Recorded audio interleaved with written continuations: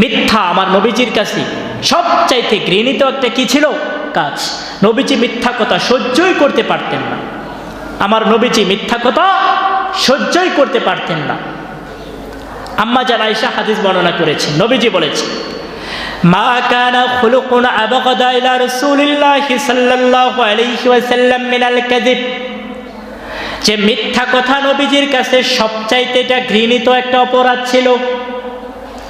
আল্লাহর হাবিব সাল্লাল্লাহু আলাইহি ওয়াসাল্লাম বলেছেন, ওয়ালাকাদ কানা আর-রাজুলু ইউহাদ্দিসু ইনদান নবী সাল্লাল্লাহু আলাইহি ওয়াসাল্লাম বিল কিযবাতি ফামা ইয়াযালু ফি নাফসি, বান্দা যখন মিথ্যা কথা বলতো, হে মুমিন, আমার নবীজির মনের মধ্যে সব সময় শুধু উদয় হতে থাকতো, আহ বান্দা মিথ্যা কথা বলেছে।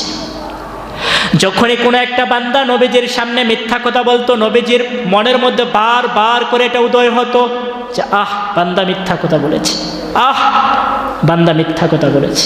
নবীজির মনের মধ্যে এটা সব খালি উদয় হতেই থাকতো, উদয় হতেই থাকতো। বলে কতক্ষণ পর্যন্ত উদয় হতো?